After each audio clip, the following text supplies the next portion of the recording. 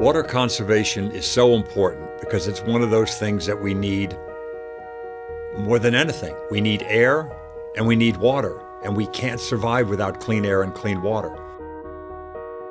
People take it for granted. And at some point we may wake up in the energy realm and go, okay, you know what? We got to put up wind turbines and solar panels, and that's our plan B. What's your plan B with water? When you've gone with poor agricultural practices, overuse and abuse of pesticides, herbicides, fungicides, what happens? What's your plan B when you've destroyed all the water in a region?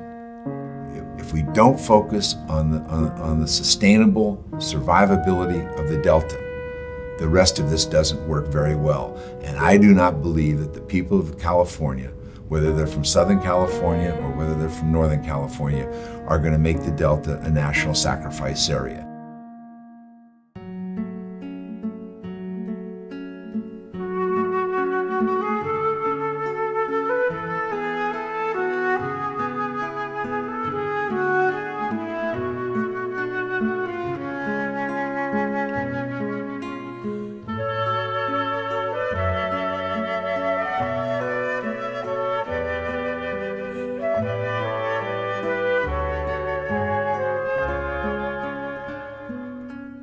And you look at this estuary, and it, on the surface, it looks fine. You've got water.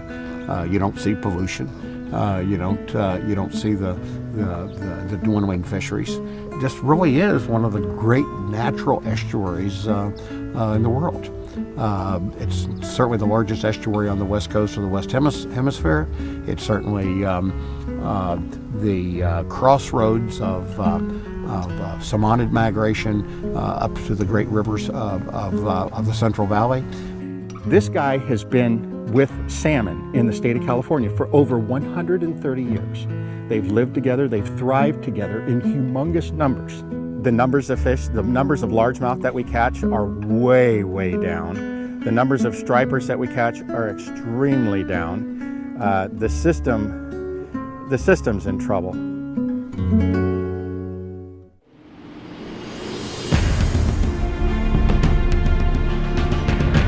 When the state contracts, which are the contracts that people entered into with the state for the state project water, when they were first written, they included a provision that said, if the state is not able to develop all the water needed to supply you, the state can declare a permanent shortage. And the permanent shortage means we don't have enough water. So in 1985, knowing that they didn't have enough water, the contractors and the state got together and removed that provision from their contracts. They took it out. Now, somebody needs to either be put in an insane asylum or locked up in a jail, because that's the biggest fraud perpetrated on the state of California in the last 30 years.